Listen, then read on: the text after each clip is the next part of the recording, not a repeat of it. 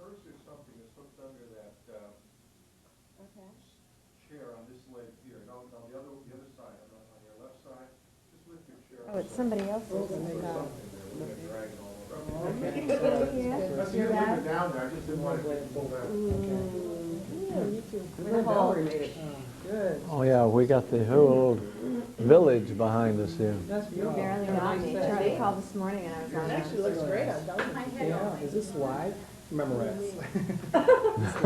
Yes, this is live. Call in. Live, really? Andrea? You might get a mysterious call from San Francisco. But I mean, is it going to be aired later on? date. Yeah, it'll be aired. It'll be aired. Hey, baby, It'll what be are you aired. doing? Yeah, people will try It's being aired right now. aired, and it'll be shown again, of Oh, course. good. Okay. Oh, okay. We hope. We hopefully will.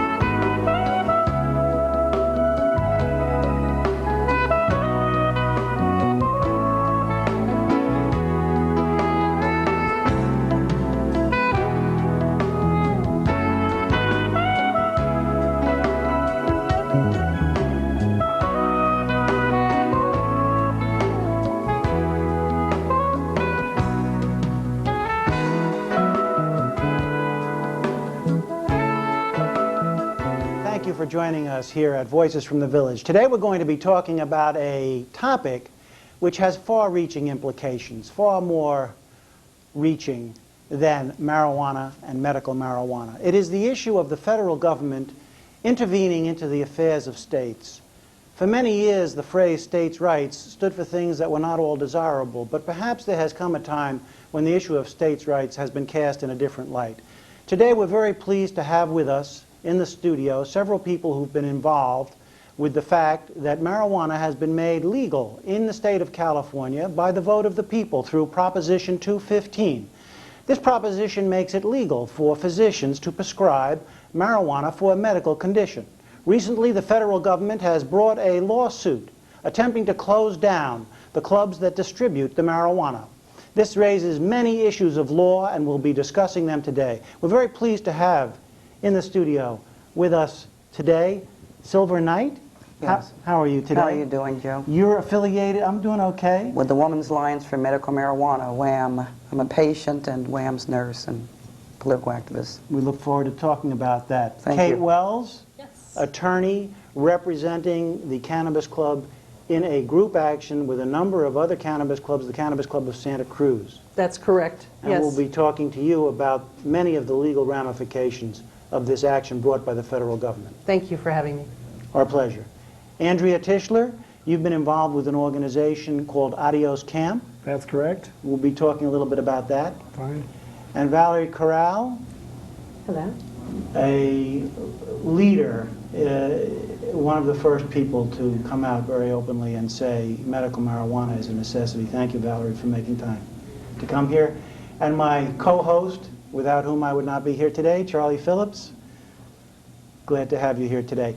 Why don't we start off very directly with the issue of what is happening legally, and let's ask Kate Wells, who is representing the Cannabis Club of Santa Cruz in a group action with other cannabis clubs, what exactly is the federal government trying to do, and do you believe they have a legal basis for doing it? What the federal government is trying to do is close down the cannabis clubs. This is a short-term goal of theirs. However, the first question from the federal judge to the representative from the DEA who was arguing the case, actually one of the black suits came all the way from Washington, D.C. to argue this. They couldn't get the U.S. attorney in the state of California, so go figure, I don't know why. At any rate, the first question out of the mouth of the judge was, do you intend by this to declare that anyone in the state of California, any patient, anyone basically, who uses medicinal marijuana is breaking federal law? So with the intent, obviously, to put the clubs out of it, to just get straight to the issue of medical marijuana. And Mr. Quinlivan, the government attorney, had to respond yes. which Their means intent is to put them out of business. their And intent and is to stop reach everyone who uses medicinal marijuana. every patient. Every patient, whether or not they're a member of a club, every patient. Now, they're going about this in a very unique way. In fact, it is the first time this has ever been done. This is a case of first impression. They have come after us in a civil injunction. Now, so what they're doing is basically depriving these clubs of the right to a jury trial.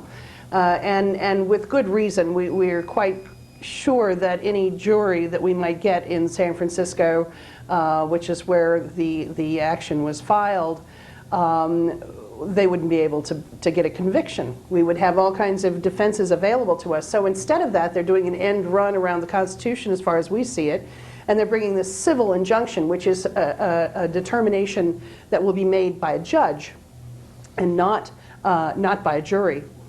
So they're basing this on the Controlled Substance Act, that marijuana is a Schedule I drug under the Controlled Substance Act, and therefore it's against federal law. Therefore, the state law conflicts with federal law, and they can, in fact, exert their supreme power and tell the people of the state of California that you didn't know what you were doing, and we know so much better than you, so you all have to stop what you're doing. The first issue is that the Controlled Substance Act, the way the drugs are generally a police power of the state, not a power of the federal government. And Different states have different laws about different drugs. Absolutely. Some states you can be prescribed a heroin derivative for pain. In other states you cannot. Absolutely. And this is recognized by the federal government. That they recognize the right of states to make that decision. To make their own decisions under the police power of the state. Now, they use this, the Commerce Clause to state that because The Commerce Clause of the Constitution, they're using the Commerce Clause to say that our activity actually affects interstate commerce, that even though we're entirely intrastate activity, we affect interstate commerce, and therefore they have the right to intervene and come into the state and tell the state what to do. Which, you know, in our instance, of course, our first argument is we are entirely intrastate. Prop 215 is only for California residents. It's the marijuana. Marijuana must be a resident of California to benefit from Proposition 215. Absolutely. You cannot come from another state and receive marijuana. Not unless you want to set up residence in California first. You have to be a California resident. So our first argument is we are entirely intrastate, and therefore we don't care what your Controlled Substance Act says. We are not having an impact on interstate commerce, and leave us alone. So are you saying the entire federal action is brought based on the Commerce Clause of the Constitution? Yes. Yes. And it has nothing to do with drugs are bad for Californians? Well, that's the intent of the Controlled Substance Act. Yes, but they're not presenting it like you are creating drug addicts. They are attacking it from the point of view of you are engaging in interstate commerce that's banned by the Constitution? Well, there's one step removed. Okay. See, they have to use a justification. There's a Controlled Substance Act that says, in fact, that these drugs are Schedule I, these drugs are Schedule II, these drugs are Schedule III. Marijuana is a Schedule I drug, which means that according to the federal government, there is no medically accepted use, and it has a very, very, very high potential for abuse. Of course, the fact that the federal government supplies 8 people, or actually down to 6 people now, I think 2 people have died. Is it? They're actually supplying 8 people with rolled joints every month. That we, the taxpayers, pay at least $250,000 a year to grow marijuana and supply them to these patients.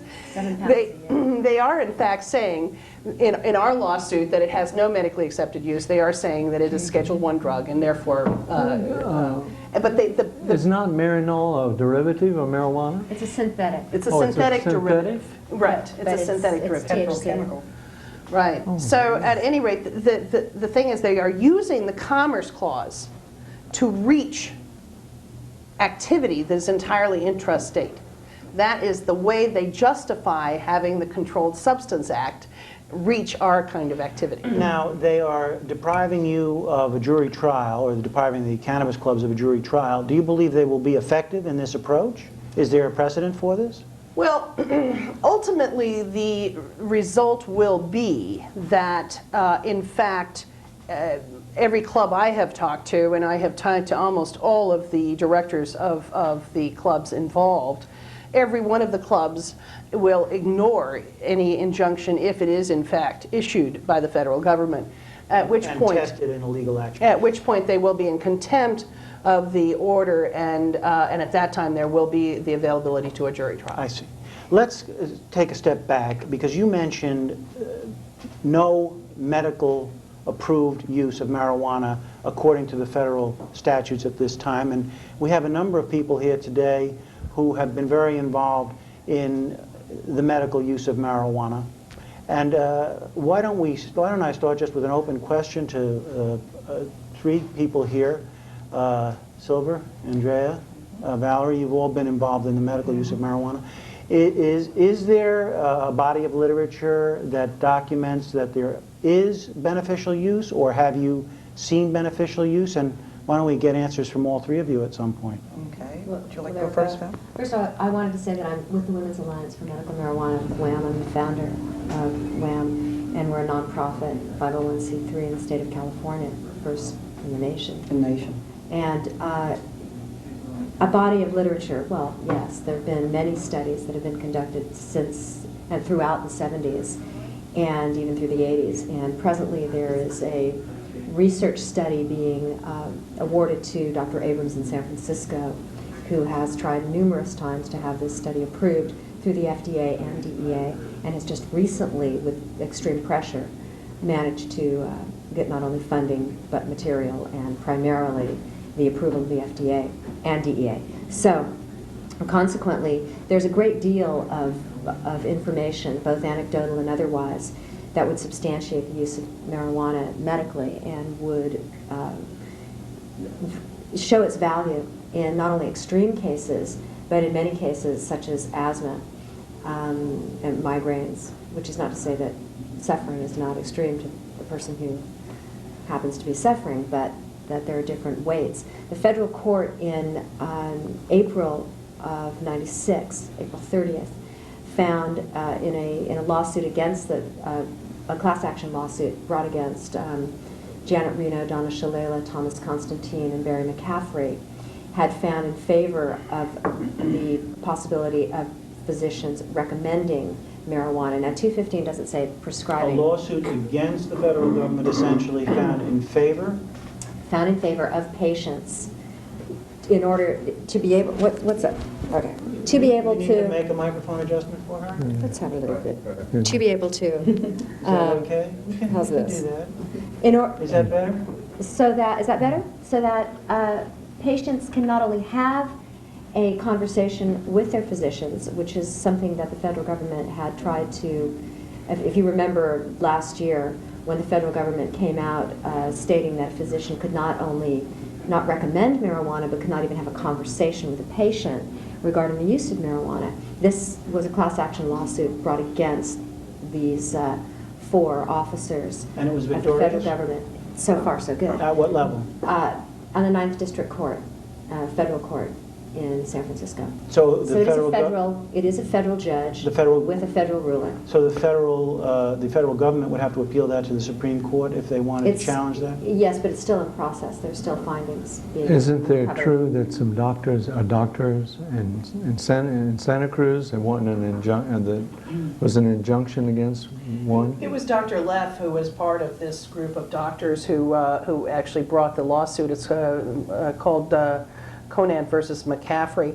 And what happened is it's actually a U.S. District Court Judge, Fern Smith, who issued the injunction against the federal government interfering in the First Amendment right of a doctor to discuss privately with their patient medical marijuana, and in fact established a way that a doctor could in fact recommend marijuana without risking their license being pulled. This was another DEA ploy to try and gut the law, by getting to the doctors, and especially getting to the doctors where it might hurt, that was threatening to take their license to prescribe medicine away from them, which of course sent a bone-chilling fear throughout the medical community. We're still dealing with that at this point. Doctors are still very, very reluctant to deal with this. But I would still have the right to do so. Yeah, In this hearing, what because of came it. about is that 5 illnesses, HIV, AIDS, cancer, glaucoma, epilepsy, and other spasticity-related illness, which in fact includes any spasticity-related illness, multiple sclerosis, paraplegia, quadriplegia, and asthma is a spastic condition of the esophagus. So it does broaden it, and there are other illnesses that are also being brought forth for hearing, and this should come about sometime for the end of April. I'm one of the members of this lawsuit, and I'm a plaintiff in it. And it's, as I say, a class action, so it has far-reaching effects.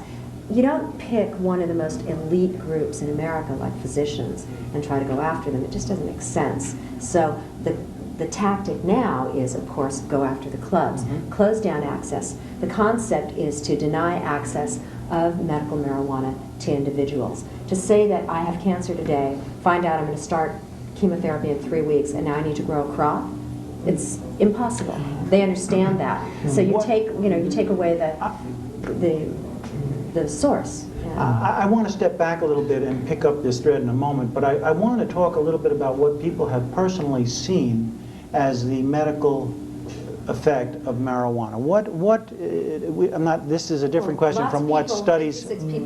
56% of the people in California. California already have seen that. They understand it. But So let's tell our viewing audience, what do you see when patients with particular illnesses, your anecdotal experiences, when patients take marijuana, and what do they take it for, and what's the effect? Yeah, Joe, my experience my first experience with medical marijuana was back in the mid-'80s.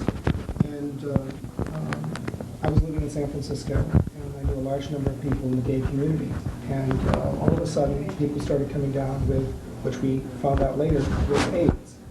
And many of those people had very bad prognosis, and they were in hospitals, and they were close to dying. And my partner and I would go make some brownies or cookies, take it over to people, and doctors were amazed at how this medical marijuana worked. And many people who were close to dying with pneumocystis came back and lived on for another 6 months or a year or even longer.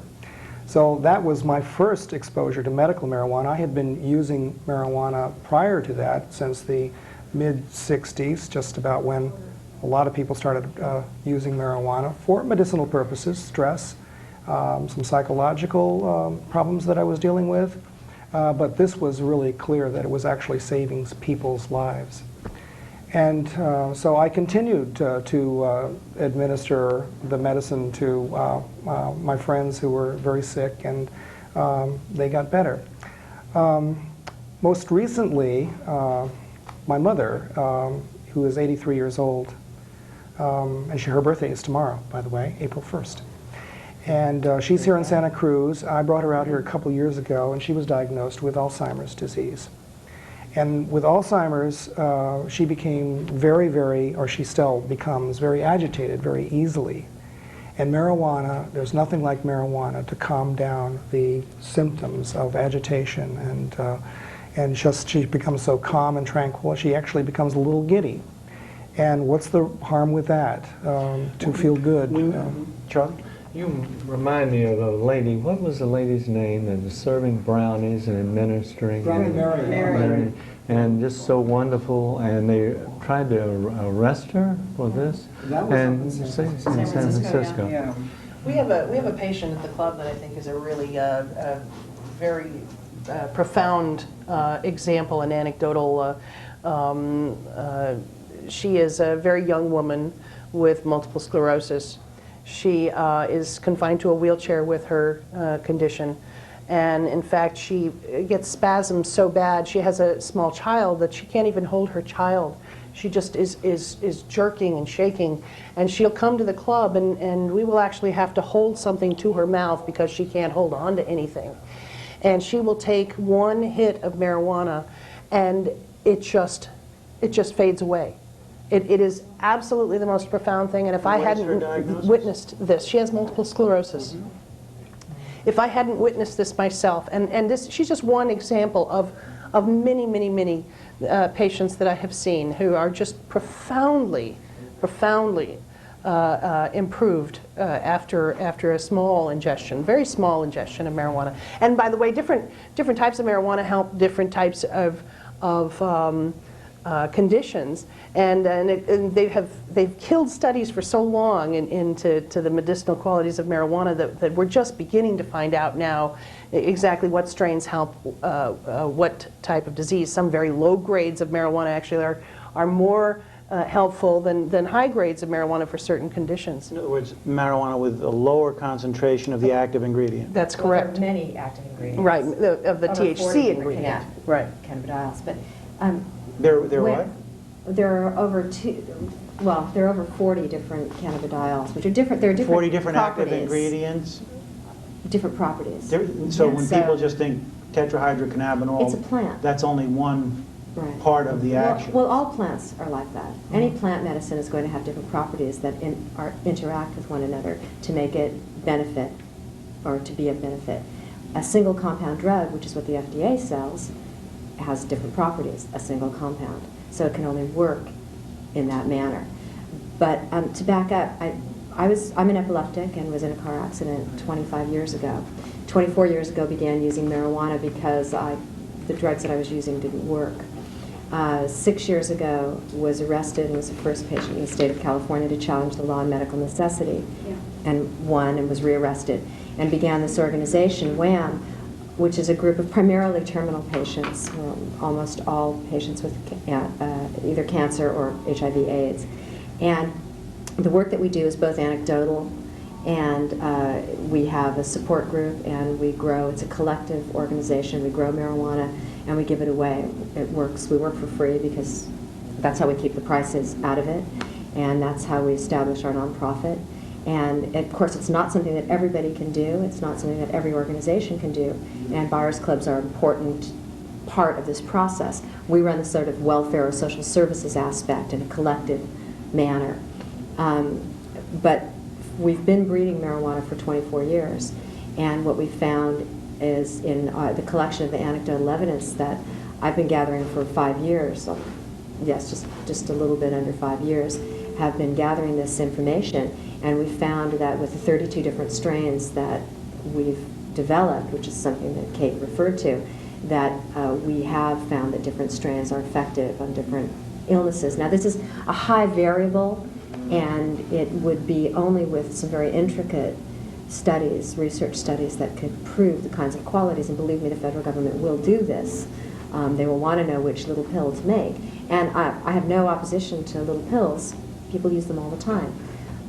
And I think that if they're of benefit and somebody doesn't want to smoke or ingest it or finds another means of using a medicine that's of benefit, it's like anything else. If it helps, use it. The doctor's never going to never tell you to stop. But the whole plant medicine should not be scorned, nor should it be disregarded. It is a plant after all, and it's very difficult to tell the plant kingdom that it shouldn't exist. Right. I want to come back and ask why you believe that the federal government is so intent on eliminating the use of this for medical reasons, but I also would like to talk, Silva, and ask you, you've had a personal experience using have. medical marijuana. Would you like to share with In fact, I us? started using marijuana as part of my culture that I decided to reclaim when I was 15. And at that point, it was mostly what they call recreational, which I don't believe in. I call it recreate. But we'll go. I became a nurse and lost my whole straight nursing career as I know it. And thank Goddess to Valerie Corral and Mike for their 32 strains of wonderful, beautiful marijuana.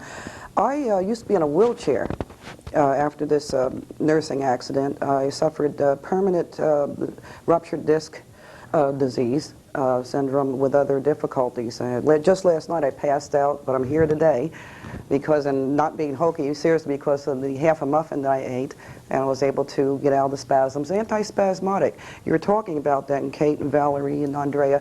I find You're having spasms and you ate a muffin that had Yeah, I find marijuana, medical specifically the one that works for me is the indicas or the indica sativa blend for the muscle spasms and the Indica, migraines sativa.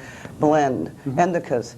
And this way I can sleep and I can get out. I go through severe pain. I put on a good face. I used to be in a wheelchair, but now I'm not, and now I'm recreating my new career as the mission calls me to WHAM, and I'm very grateful for that. So it stops spasms. Stop spasms.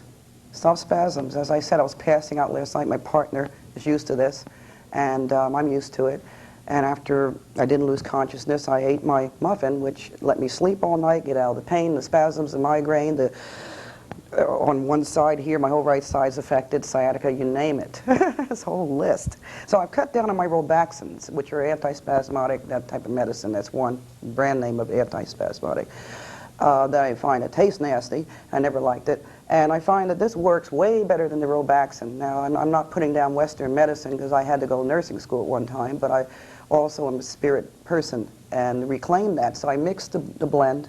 I talk to patients like myself and WHAM and other patients and give support that way and share experiences. So you are prescribed marijuana by a physician? Recommended. Recommended. Recommended? Right, recommended. That's the way the Proposition 215 reads, that you are recommended by a physician to One cannot. because Right. it's not one of the scheduled. Scheduled, yeah. Now, you're also a nurse for the Women's Alliance for Medical Marijuana? Well, I do a lot of the interaction, talking with people. We have a great support group there. As Valerie says, we're a group collective, the first in the whole country with the 501c status, to have our garden and nurture it and help each other, support each other. It's a very loving, compassionate thing. And I found a place to put my heart because I love this plant and have all my life, for the spiritual, medicinal, the industrial attributes, all my life. And now I have a spot to express it. There's no fear in this.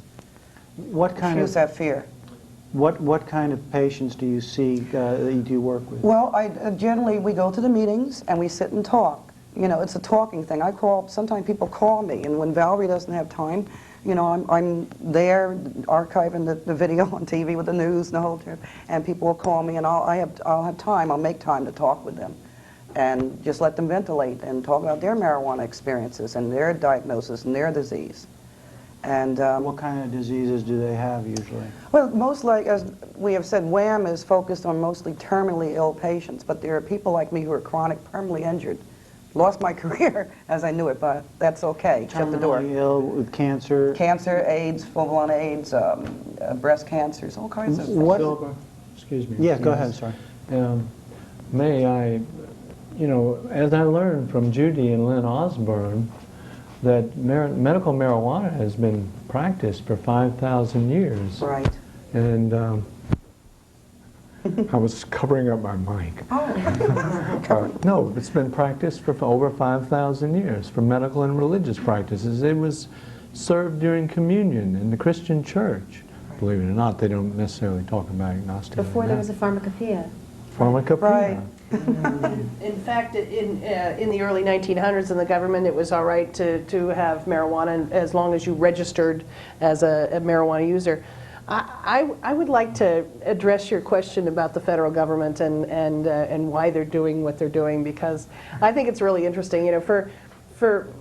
This ties in with the very incredible body of experience there is available, in spite of the fact that it's been illegal in the medical world, to bolster our arguments here today.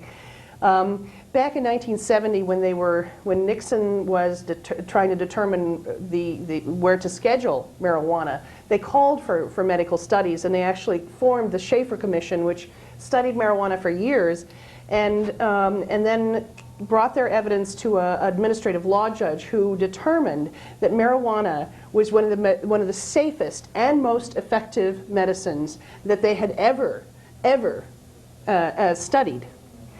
Of course, the Nixon administration got a legal opinion that they could legally ignore, since this was just an administrative law judge. They could just ignore what the judge said and put it in Schedule 1. In other words, the federal government has a long and rich history of declaring the world to be flat.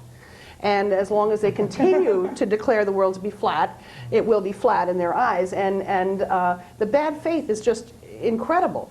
There was a petition to reschedule, which means that actually NORML brought a petition to reschedule the drug. It took them 24 years. NORML stands for? NORML stands for National Organization for the Reform Marijuana Laws. Right. Took them 24 years to go through this process to find that no, we shouldn't reschedule. I mean, there's just so much bad faith. It's really ridiculous. Well, In my, no, after you. in my opinion, I mean, it's touted that marijuana can replace, or at least be an adjunct medicine to some 40% of medicines contained in the pharmacopoeia. There's a good answer in itself. 40%. It's a financial It's the money. obligation that we have to pay our government for medicines that can grow in our own backyard. I was about to say the same thing. Before we get into that, we do have a phone call. And this is a call-in show, and I would like to let our viewers know that Voices from the Village looks for your phone calls, and you feel free to call in. Caller, you're on the air at Voices from the Village. Do we have our caller?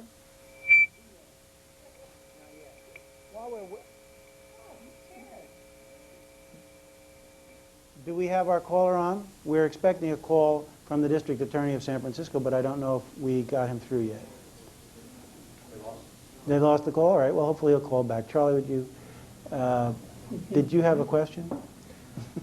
Well, I totally support what she's, I mean, it's the irony and the double standard, the government. I mean, don't they subscribe rolled cigarettes and once? That's correct. I would like to Elaborate on that? Yeah, I'd like to Okay, actually while we're waiting for this call, go ahead. piggyback on what Valerie had to say. Well, of course, the pharmaceutical companies are very upset. I mean, it is a medicine you can grow at home. And obviously, they couldn't control it, and that would be a very frightening thing for them. But I think you also have to look to the entire huge industry that's grown around the war on drugs to see that if they legalize marijuana, we're talking attorneys, we're talking the court system, the clerks, the judges, Prisons. the police department, the DA, the prisons, all of these things. What are they going to do? I mean, when you look at the fact that violent crime has been dropping for 5 years in a row, and they just hired something like 17 new deputy sheriffs, what do you suppose these new deputy sheriffs are doing? Right, but still, to Marijuana make eradication. marijuana medically available and legalize that does not access any individual to marijuana for use other than medical. Right. It's not going to hurt the grants that any county or city receives for drug abuse or whatever, drug Well, enforcement. clearly there's a great- So, I mean, that's a There's really a gray area. important point. And it's being looked at or viewed that this is the door that opens legalization to all marijuana, when in fact, it has not opened the door to prescribe opiates for pain to heroin.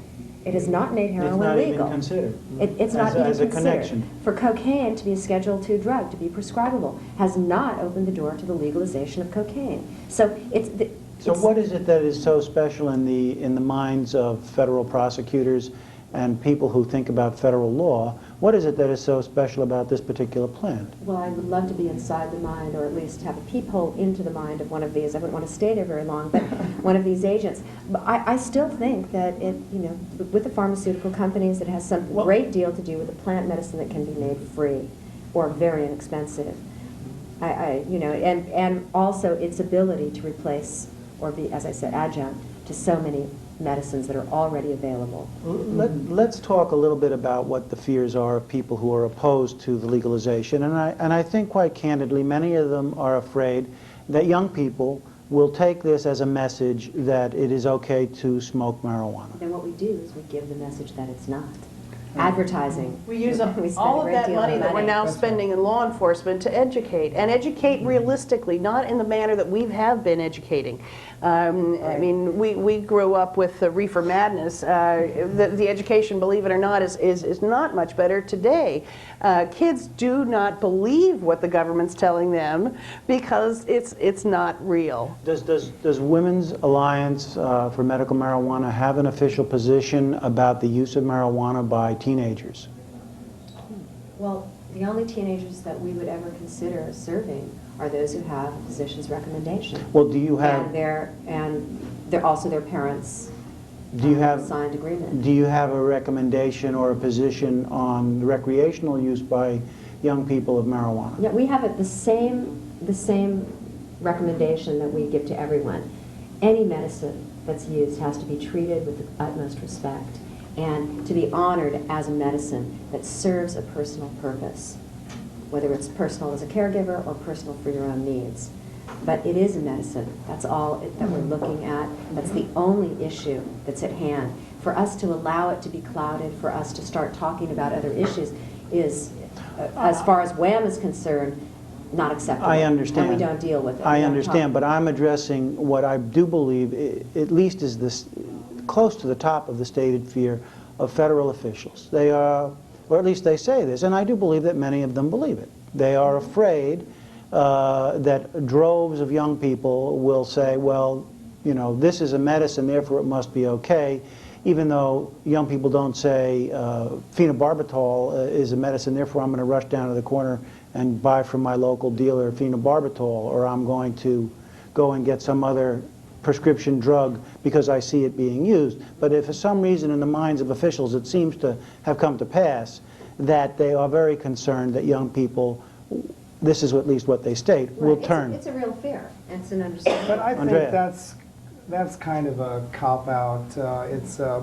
It's not really the truth, not the real reason, because you just open up any medicine cabinet, you see just a whole row of prescription medicine, some of them much stronger than marijuana. Prozac, how many millions of Americans take Prozac and other of these kind of drugs? There is a confusing message, and the Yeah. New Scientist just, in last month's New Scientist, New Scientist had put out findings on teenage use on marijuana, and granted it is up in the United States.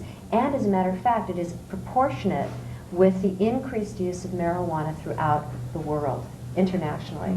So this is not something that's dependent or based upon this attention that medical marijuana has brought. And I think it's extremely important for us to keep in mind and to keep reiterating the fact that any medicine that's used is to be viewed in a very different way from recreational use. And I think, again, with information, education, advertising, the way we package the information. And you know, And I what think you're we have to stating- look, is What you're stating, forgive me, is most obvious in other countries, the way they perceive of marijuana, and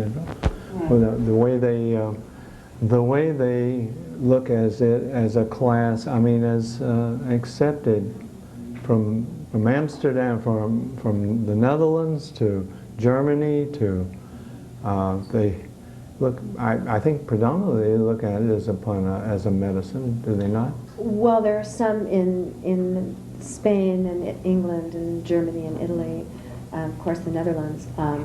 There is some, Switzerland as well, there's some view as it being medicine. England less so, but considering and reconsidering, because it was just until the mid-70s that it was still available as a tincture, I mean as an extract. And Canada just had a landmark case where a patient won on constitutionality the right to use marijuana and to grow marijuana. I want to just take a break here because we interviewed the sheriff of Santa Cruz County this morning, and I have a 5-minute and 20-second tape. Unless that's, let's just see if this is the DA from San Francisco calling. And Filler, no problem. if it is, yeah, I'd like to talk about a little bit about addiction and how really ridiculous we are in terms of talking about one addiction as opposed to another. You know, we have the most addictive drug probably known to humankind is legal, that being alcohol, caffeine, nicotine, all of these things are, and marijuana they have found is one of the safest drugs imaginable. They have shot rats full of 1,000 times on what would be a normal dosage of marijuana.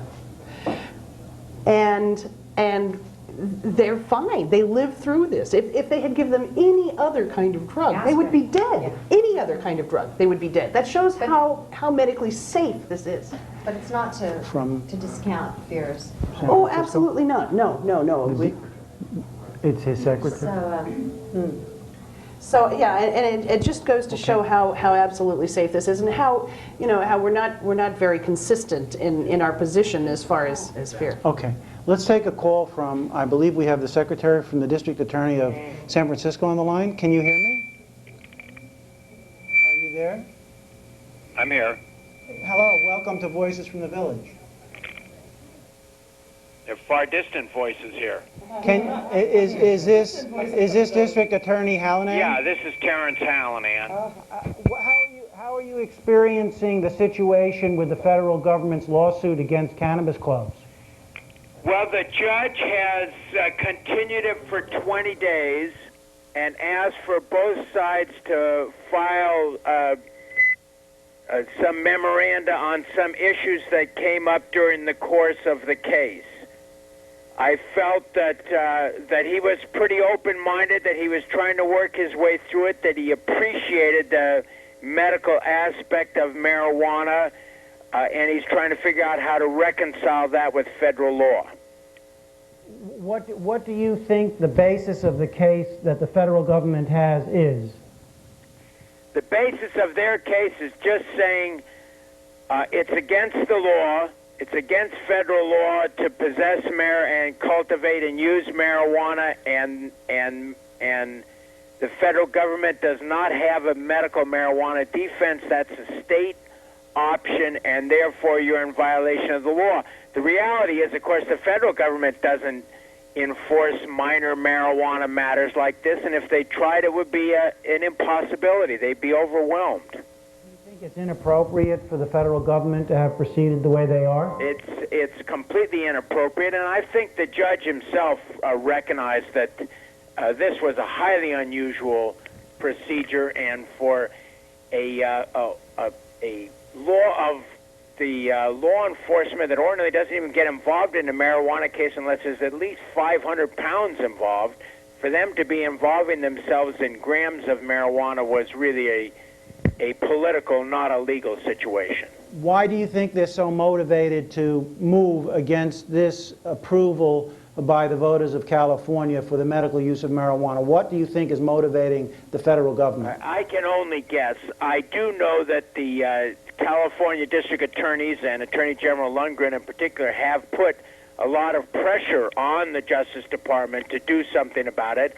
I assume they have made commitments to other drug law enforcement agencies that they will crack down on this medical marijuana. But in fact, the reality is it's going to be on 7 states next November. It is a recognition of a reality of marijuana that is going against the federal intervention. We have another question for you. Terrence, is it true that you're not going to arrest or you're supporting the clubs in San Francisco? Well, we feel that the clubs, medical centers, whatever you want to call them, here in San Francisco are complying with the law as we interpret it under Proposition 215, and I'm convinced that they will convince Judge Garcia that they are in conformity with the law as well, that they are following the rules adopted by our health commission, that they are acting only on doctors' recommendations, that they're confirming those recommendations, that they don't have guest policies. Children are allowed only if they're with their parents and they have letters of their own, and they're basically providing a service for my office. Anyone have a question for the district attorney? Well, I would like to say, Terrence, this is Kate Wells. Whoops, we met at the court hearing, and I wanted to thank you publicly for taking your strong stance and coming out on our behalf and making the judge understand what a terrible thing it would be to close down the only safe access that these patients have to medication. So I want to take this opportunity to publicly thank you for having the guts to stand up for your beliefs. Thank you. Well, thank you, Kate. And it's the will of the voters. I mean, the voters voted more strongly in favor of medical marijuana than they did to abolish affirmative action. And look at the way this government is falling over themselves to abolish affirmative action. It really makes you question what's going on here. And as you point out, the idea of turning 11,000 sick people out to the parks and alleyways of San Francisco to find marijuana on their own is a frightening concept. You say that you believe the judge will see reason from the point of view that you're seeing it. What will happen then? What are the options depending on the various decisions that could come down? I'm not 100% sure what the judge is going to do. I think he's looking for a way to do the humane and right thing here. He's a decent person, but he's constrained by federal law. I urged him just not to take it. Just take it under submission and do nothing, or else reject the federal jurisdiction over the case and leave it be settled in the state courts. Terrence Hallinan, thank you very much for calling us today. We very much appreciate it here at Voices from the Village. Okay, a pleasure. Thank you. Your call has gone out to our viewers, and thank you again. Good luck. Thank you very Bye-bye. much. Well, that was very illuminating. Let's go to a local law enforcement person who we interviewed today, Sheriff of Santa Cruz County, Mark Tracy, who we interviewed this morning in his office. And we have a 5-minute videotape of that. Are we ready with that tape? Why don't we show that tape, and we'll be back here at Voices from the Village in 5 minutes and 20 seconds. You know, I have to tell you that the federal government, their representative phoned us before these papers were served, and we actually were able to call the Cannabis Buyers Club and the WHAM organization and let them know that this was happening. And so this was something that we openly talked with them about. You know, it is an issue of a constitutional issue about federal rights versus state rights. And it's an interesting topic. You know, I don't profess to be a legal scholar, and so I don't know what the outcome or the answer to this is going to be. Whether or not a state or a referendum can override a federal government who has had historically and legally the control about what drugs are listed or controlled drugs and what aren't. And that's something that's been going on for years. And so I do not know how this is all going to play out and how long it will take, but I think it is a valid constitutional issue. I think it just reaches certainly a higher interest because it's about this situation dealing with the medical marijuana. But this could come up probably in 10 or 20 or 30 other state versus federal rights situations. Why is law enforcement standing aside, even though the federal government claims it's illegal? Are you giving credence to the referendum, the voter initiative that has made it legal? Well, I don't. The voter. First of all, the sheriffs in California are here to enforce California law. And if there's a referendum and there's California law around medical use of marijuana, and there's a system by which people are provided marijuana for medical use, then we're looking very carefully at how that is done in reference to 215. What we have here is the federal government coming in and saying it's a violation of federal law what's going on.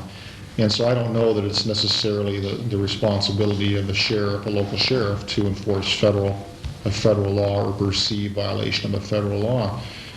Certainly that's what the question has become, is the competition or the question of which do we follow, the state or the federal law. Have we as a local sheriff office and police department and DA's office tried to work with in making 215 work? Yes, we have. And I think that's because it was a statewide referendum. Are there a lot of problems with it? Do we sit around the table and have issue with a lot of pieces of it and how to make it work? Yes, we do. You expressed some concern with the fact that Proposition 215 was passed and that people may use it to somehow justify non-medical drug use. Could you comment on that? Well, I think it's important that as we move through the process of looking at 215 and the medical marijuana issue, we make sure that the proper research is done. We make sure that the controls are there. We make sure that the wrong message isn't sent to young people around drug use in their lives.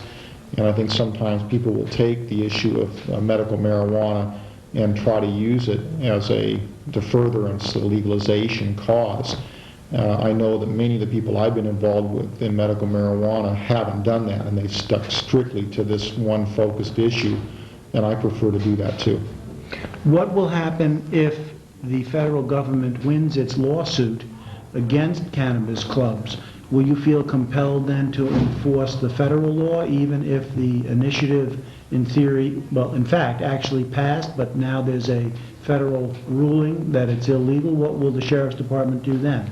Well, I think the sheriff's offices or police departments throughout California would then look to the state and the attorney general for the interpretation of how these laws would be enforced. We've generally done that in the past and followed attorney general guidelines around 215. And so it will take a very strong sort of examination of whatever court rulings there are, especially if there's civil rulings that occur. So, at this point, without knowing how that all is going to play out, it's very difficult to give you a yes or no answer. Any other comments you'd like to make on this issue, Sheriff Tracy? I think the best thing in Santa Cruz County for the people to know is that law enforcement has worked with groups like WHAM to meet, talk about where the problems are with 215, or how patients can have access without fear. And so we've been doing that ongoing. And so I think that's the most important message, I think, to send, is that law enforcement is not an enemy in this situation locally. We're looking at how we can make this, best manage this situation as it progresses through the courts. Sheriff Mark Tracy from Santa Cruz County. Any comments as we wind down to the end of our show here on medical marijuana and the federal government? Well, I just wanted to back up a little bit. Kate was discussing the issues of abuse, and I think it's important to address the fact that I'm a commissioner on the Alcohol and Drug Abuse Commission, and I think it's extremely important to address these issues in our community of drug abuse, of parents' fears, and the knowledge that these are serious issues that we must address, and to keep our children's awareness that in living a healthy life and with a good education and a basis of love and a foundation that they can trust, that's what we're really dealing with, that if there are problems that they have with drug abuse or problems with marijuana or testing or playing, that they need to talk about this to people who understand that issue. And I think their parents or counselors or whoever else might be available. These are really important issues, not to be overlooked. I would actually like to comment a bit about the lawsuit, the federal lawsuit, and I did, as I said, have the opportunity to represent the Santa Cruz Club at the hearing in San Francisco, the hearing that went on until 7 o'clock at night. We had a very compassionate judge who clearly was agonizing over how to reconcile the federal law and the state law. And I think I gave him a way to do it, and I'll tell you what that is. We have child pornography laws, and child pornography is in part at least taking pictures of nude children. And then you have the baby on the bearskin rug at Sears who's having their picture taken by the Sears photographer. That was not the sort of activity, the class of activity that Congress intended to outlaw with the child pornography law. My argument to the federal judge was, this is not the class of activities that Congress intended to outlaw by the Controlled Substance Act. Giving and sharing medicine with sick and dying people is not what was intended to be outlawed by the Controlled Substance Act. It was the illegal profiteering, trafficking of drugs, the pandering of drugs to children, that sort of thing. That is what Congress intended to outlaw. And I would also, one real quick last thing, and that is I would like to condemn the Attorney General of the state of California for his duplicitousness in cooperating with the DEA. The agents who came into the clubs and got marijuana under false pretenses had California driver's licenses, California medical board numbers, and I think think it's quite clear that Dan Lundgren, instead of defending the people of the state of California in what they voted for, has in fact attacked us and handed us to the DEA on a silver platter, cooperated in a criminal conspiracy to You're saying it's criminal criminal. conspiracy to come after these clubs to destroy the only safe access to medication these patients have. What makes the Attorney General, who I believe is running for governor, what makes his action a criminal conspiracy as far as you're concerned? Well, as far as I'm concerned, they falsified doctors' letters. They used a California Medical Board number that actually belongs to a practicing doctor a woman doctor who practices back east now. She had no idea they used her California Medical Board number. They set up a false doctor in an office. It was a DEA agent in an office in San Francisco, so that when we called to verify the actual recommendation, the doctor recommendation, we were reaching a DEA agent in San Francisco. It's an outrageous thing that they were doing. Sitting next to our sick and dying patients with their little video cameras and their undercover James Bond stuff. Anyone who stands out there and watches the people roll in their wheelchairs into that club would know that this is not a party house. This is a place where sick and very sick and ill people come to get some refuge from their illness. And I did invite a DEA representative, by the way, Kay Wells, and they referred me to San Francisco. Well, I think it shows. We all know why they're not here. I think it shows how far apart we are in this country in terms of what people are thinking. Obviously, agents of the federal government are very, very far away from what the majority of voters in California decided, and I think the implications are very far-reaching, not just for medical marijuana, but for a number of other things. Any last comments you'd like to make? Well, the issue, excuse me. I'd like to just say one statement. Let's continue and have courage. And we've seen through civil rights and all the other great things have been done, that we will not step back. We will go forward. Safe access, medical necessity is all valid. Thank you, Silver Knight. We've worked very hard to make medical marijuana a reality in California, and we want to see this all over the whole country, and I think that's what's going to happen. That's what they're afraid, the DEA is Thank afraid you. of. Kate Wells, thank you. I'm very happy that you all were here and to educate the public. That's what we need, education. That's what we do. You know, We always hear this, education, not prisons. after facing, I think that a lot of people feel that after facing death and illness, that the federal government isn't such a formidable adversary. Thank you very much, Valerie Corral, and everyone, Silver Knight, Kate Wells, Andrea Tischler, Thank you. co-host Charlie Phillips, for joining us here at Voices from the Village, and we look forward to seeing our viewers again. Thank you. Thanks. Okay.